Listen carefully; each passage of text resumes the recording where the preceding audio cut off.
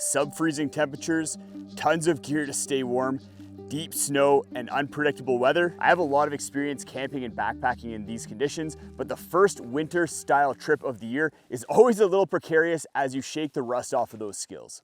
But hopefully today I can get back into the swing of things and share with you guys all the gear that I brought with me and hopefully didn't forget, as well as some tips and tricks for winter camping safely and comfortably. We got about 20 centimeters of snow in the mountains over the past couple days here, so we're definitely gonna be in winter style conditions, sub-freezing temperatures. So we'll see if this trip goes smoothly or if it's a bit of a gong show. I'm testing out a bunch of new winter camping gear on this trip. A new pillow, a new stove, a new headlamp, a new chair for winter camping conditions, as well as a new tent that I'm really excited about. I've tested some of this gear out on previous trips, and this is gonna be the final determination on whether these pieces of gear make the cut as part of my permanent winter camping gear list moving forward.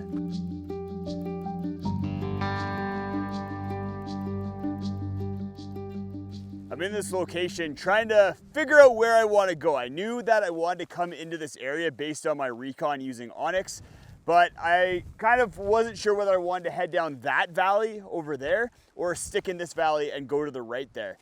The wind is kind of a factor right now. It's picking up, and I think it kind of feels like it's only going to get stronger. So I want to make sure that I'm going to have tree protection and I'm picking my campsite smartly. Otherwise, it's going to be a pretty brutal night. This trip was made possible by Onyx. I used Onyx in order to scout a bunch of different locations for this trip using their 3D satellite imagery. And then I checked the weather for those specific locations all within the app.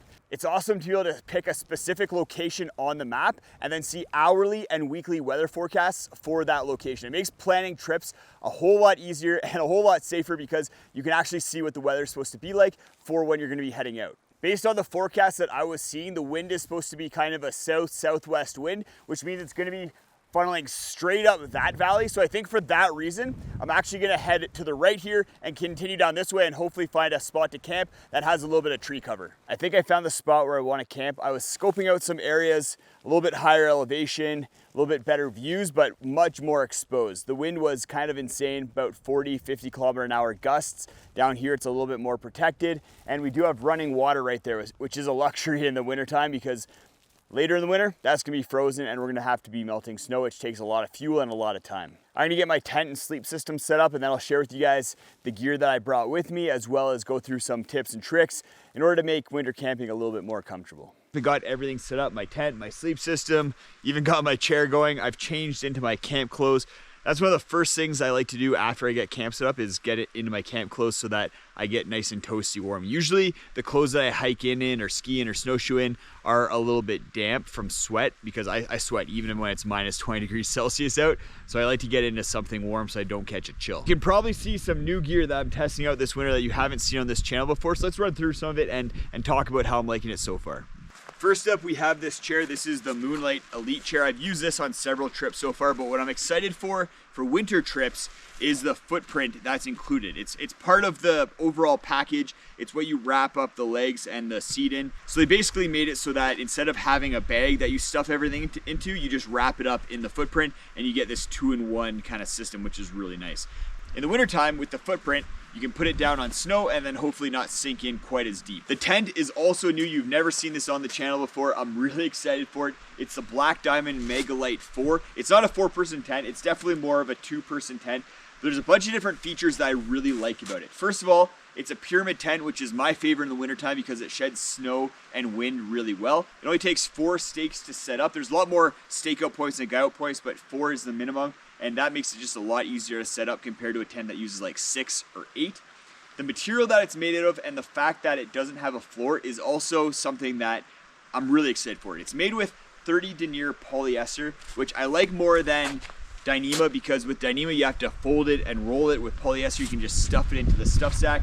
So with this I can just take it in the morning, shake out all the frost that accumulated on the inside just to the ground. With a regular tent, you'd have that frost accumulating into clumps of snow that would just get stuck in the tent. It's really annoying. So I like floorless tents for that reason. And then combine that with the stuffability of polyester, and I think we have a win. I really wanted a polyester pyramid tent instead of something like nylon because polyester handles moisture a lot better. It doesn't sag or stretch. And when you have this much material, a little bit of sag and a little bit of stretch is really gonna decrease the amount of livability inside the tent. It's pretty much dinner time, so let's get that going. I have a new stove for this winter that I'm really excited about as well. It cuts a lot of weight off of the MSR Whisperlight that I was using before, but it's gonna be equally as effective. Like I mentioned earlier, I'm next to a creek here, so I can go fill up my pot with water. I'm not gonna have to melt snow, which is really nice, but I will give you some tricks on what to do if you do have to melt snow in order to make it a little bit more efficient. My dinner tonight is Bushka's Kitchen Hearty Harvest, one of my favorite meals out there.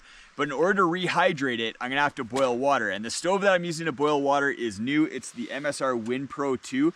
It is also an inverted remote canister stove, which means it's gonna work really well in wintertime. The reason for that is because when the temperatures get really cold, all the fuel inside of the canister turns into liquid. And it's really hard to burn liquid out of an upright canister stove.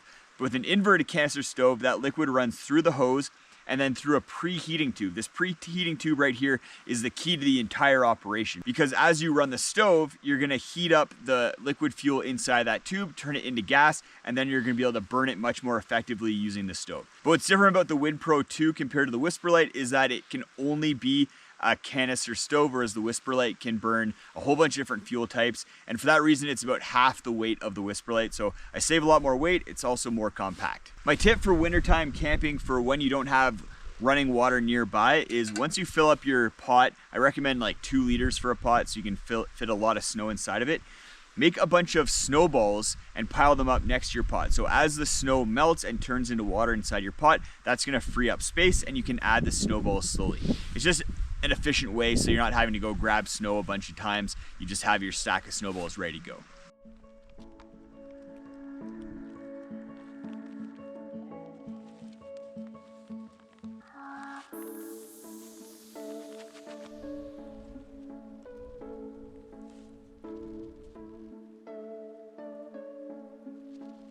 Another little winter camping hack is to always bring hand warmers. They're super useful for a bunch of different reasons.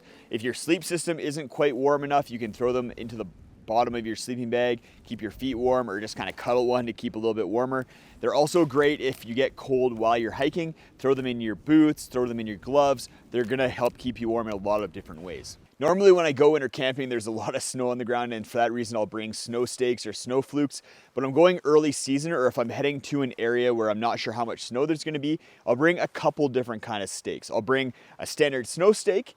I like the MSR snow stakes because they're really durable, so I can actually hammer them into ground, soft ground like I am on right now. And then I'll also bring long aluminum stakes, basically just like spike stakes, so I can hammer those into the ground too, even if the ground is a little bit frozen.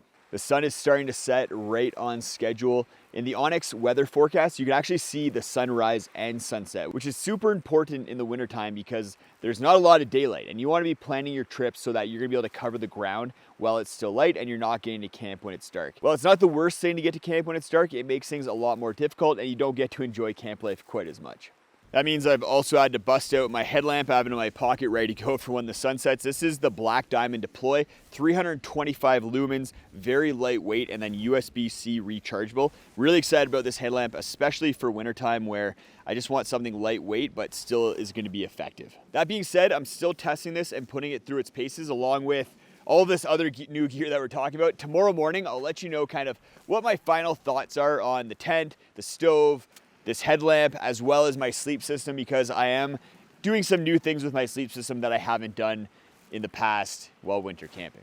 My sleep system is my usual Thermarest X-Therm sleeping pad, and then my Polar Ranger sleeping bag, and then I have a synthetic overquilt from Enlightened Equipment, but I'm using a different pillow. This is the X-Ped Mega Pillow. It's been a great pillow during 3 season for me, but I want to test it out in the wintertime because I think it could also be a great pillow in the wintertime, but I'm gonna have to sleep on it and see how it goes.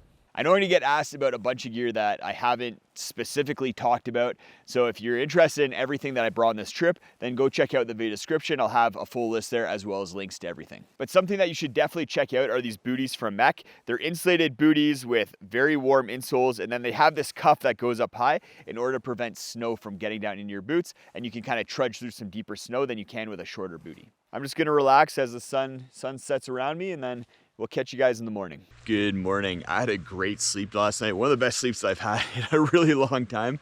Steph and I are selling our condo, buying a house, so it's been kind of a stressful couple weeks. This was a much needed trip, so I'm glad I got out here. Temperatures got down to just above 20 degrees Fahrenheit, down to -4 degrees Celsius, so not super cold, but definitely into the sub-freezing.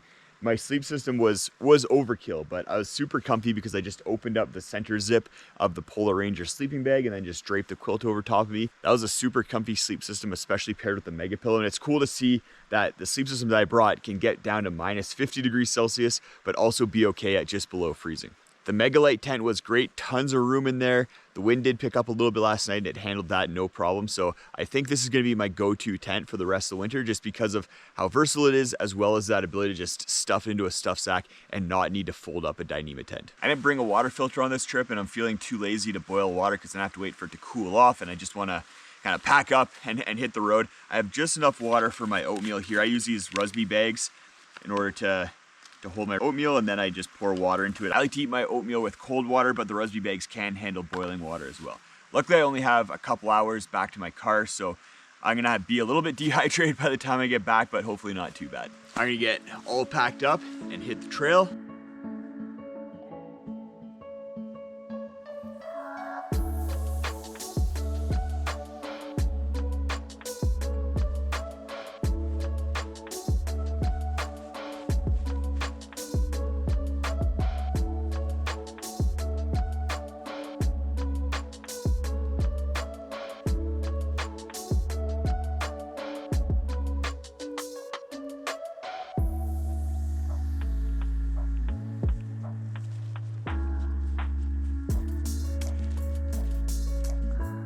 I think that was a pretty successful trip. I got to shake off some rust from my winter camping skills.